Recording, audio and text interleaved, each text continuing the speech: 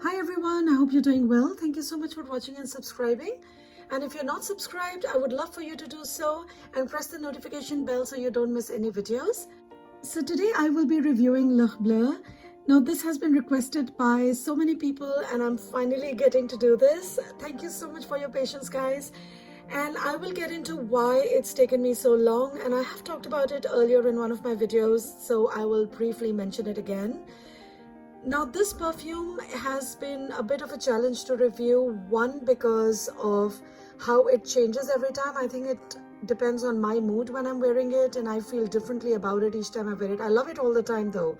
It's not that I don't like it on some days and I like it on others. I do like it all the time, but it just smells slightly different each time I wear it. And two is that I feel that this one requires a lot more time and attention from me when I wear this. And it kind of feels bizarre when I say this, but I feel that the decision whether I'm going to wear it or not is not mine, it's the perfume. So it has to call my name that day when I wear it. If I wear it on my own, which I have been doing for the purposes of doing this review, it has not been very kind to me, I think. So anyway, I think you'll have a better understanding of what I mean once I get into the review. And as with all fragrances that are over 100 years old, we're going to get into a bit of history about it before we get into the notes in the review. So this perfume was made in 1912 and it was made by Jacques Herrla, who was inspired by the color blue that was used in the Impressionist paintings at that time. And he also believed that the flowers smelled their best or the most intense in the evenings. And also he used to go on walks along the river Seine. How lucky. And he wanted to capture that time, that smell in the evenings in Paris when the sun has set but there is still light. Just before night actually happens, you have that bluish hour, and so this is what this perfume really means. It's the bluish hour or the blue hour. And everything is soaked in blue, and I've seen that myself, and I think it's a beautiful time of the day. Just before the sunset it gets a bit depressing, but that time when the sun is already set and the night is about to fall is really a very beautiful time. And back in the day in Paris it must have been very romantic, very nice. And this was pre-war because it's 1912. And Jacques Herrla was quite moved by whatever was going on around at that time of the day. And so he thought that his emotions would be best captured through a perfume, and he decided to create it. And I'm so glad he did, because this is just phenomenal, guys. A bit of fun facts as well. So this is one of the first perfumes in Guerlain. Not the first perfume ever, but first for Guerlain to use aldehydes. And the aldehydes are no longer noted in the perfume. I'm not sure if they're still there, but there's supposed to be a very tiny amount of aldehydes that are used in this just to lift the fragrance a little bit. And honestly, I'm not sure if it's still being used. I think there are some aldehydes because it does sparkle. In that way, it does kind of flutter about on the skin slightly. So I am assuming there are aldehydes, but it's not mentioned in the notes. And some of the famous people who wear this fragrance are the Queen of England, Julia Roberts, Catherine Deneuve, who's my all-time favorite actress, Tyra Banks, Bianca Jagger. And if you know of any other people who use it, please do let me know. I do believe there are quite a few more who use this fragrance, but that's all I could pull up for now. Moving on to the notes of this fragrance, the top notes are anise, neroli, coriander, bergamot, and lemon. Middle notes are heliotrope, carnation, violet, cloves, neroli, ylang-ylang, Bulgarian rose, jasmine, orchid, tuberose. And base notes are iris, vanilla, benzoin, sandalwood, tonka bean, musk, and vetiver. Now moving on to how it wears and how it develops. Now the opening of this fragrance is very strong, very sharp, it's crisp, it's very citrusy. I get a lot of bergamot and lemons, a lot of anise as well. And the opening does seem very soapy, quite herbal, quite aromatic.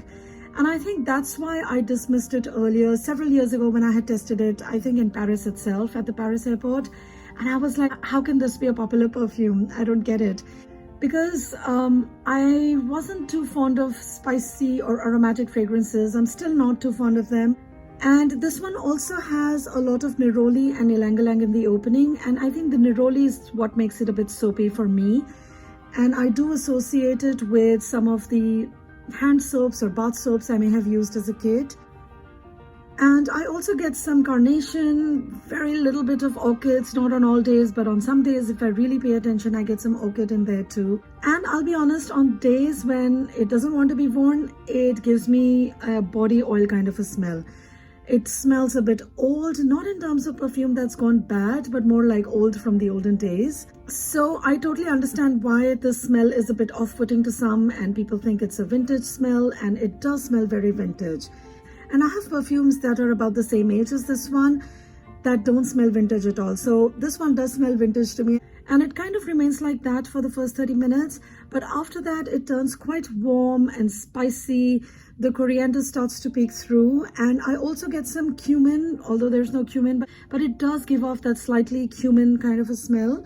But it's very mild. But the anise and coriander and that cumin smell smells like a kitchen to me. Another reason for me to have not liked it several years ago. And it also smells quite powdery, a bit dusty, and it smells like an old room.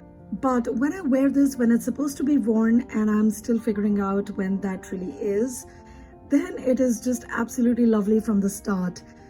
On those days, it smells really magical. I don't get any soaps or oils. What I get is a very warm, very pretty, happy flowers. And after about 40-45 minutes, I do get heliotrope, iris, violets. They all start to peek out, and it turns very powdery, very woody, and quite sweet in the dry down. Actually, the sweetness in the dry down does remind me of some of the more modern L'Art et la Matière line fragrances. Slightly bit like Cuir Beluga and Iris Torréfié. But those two I can't stand. They're too sweet, but in this, it smells really, really amazing.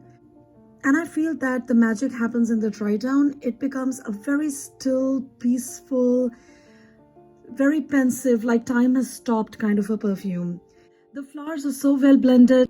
I love how they take turns and do this dance together. Sometimes I get the heliotrope, sometimes I get iris and violets.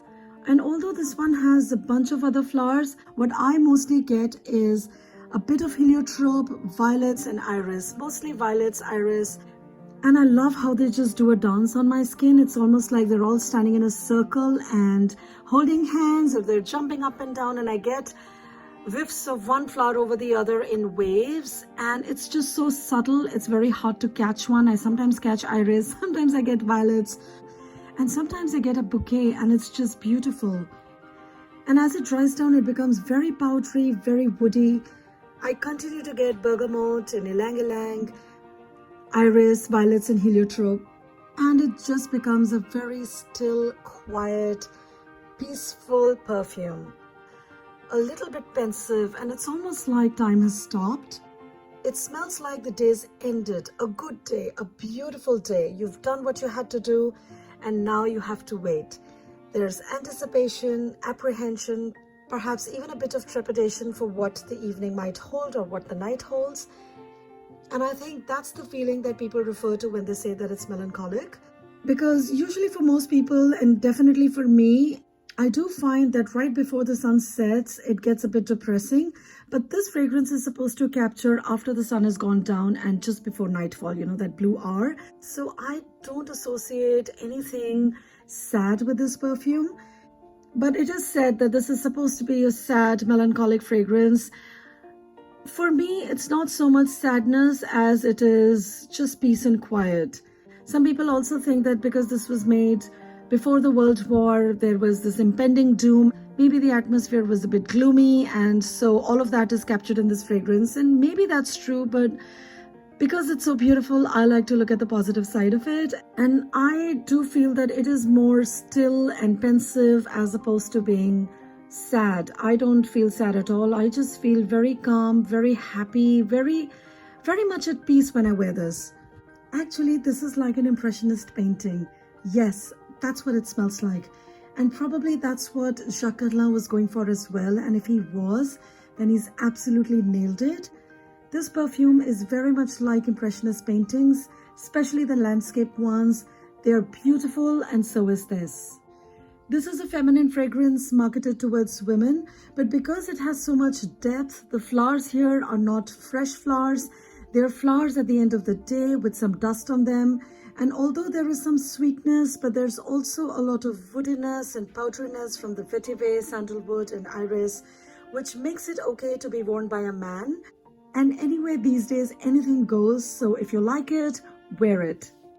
Moving on to performance of this one, it is a very strong fragrance, a couple of sprays and it fills the room, even the house.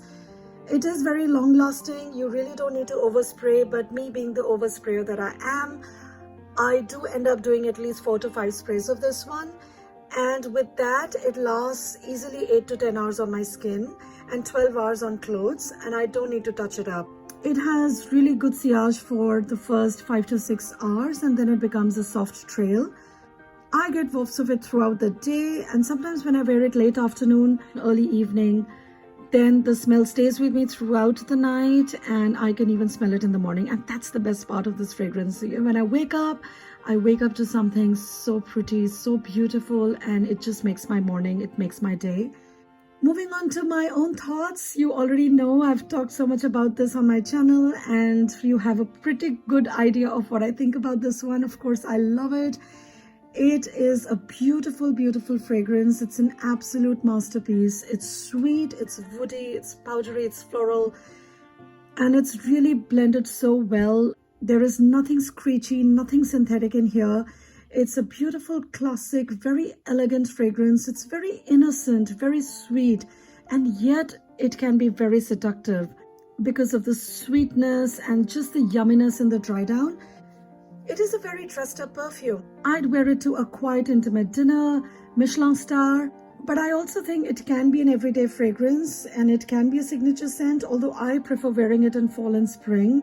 And because it commands so much attention from me, this can't be an everyday scent for me personally. It's not a fragrance that I'd wear to a crowded place, definitely not for errands, definitely not to the mall, not for travel, not to the beach. There are just too many no's. I don't know when I'm going to wear it. I imagine myself wearing this on my hammock. The other day I was in my hammock and I was looking up at the leaves and the branches and there was a soft breeze and my hammock is blue. What a coincidence. And it's the Brazilian style, so I was deep into it. I was looking at the leaves, my oranges, and I could see the blue sky in bits and pieces, and I thought of this perfume. That's the perfect situation for me to wear L'Heure Bleue, because all I could hear was the breeze and the leaves rustling, and it was just beautiful.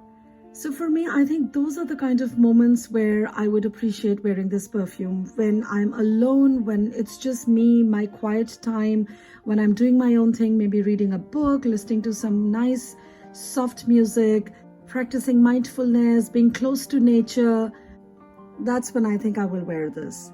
One of the places where I can think of wearing this is the museum. Looking at art, all kinds, sculptures, paintings. I love art. I can spend hours and hours and day after day in a museum, and I think this perfume would be the best company I could have.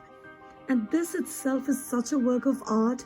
It really belongs in a museum, and I think it will just enhance the whole experience. So now I know I have to be sure to plan a lot more hammock and museum time.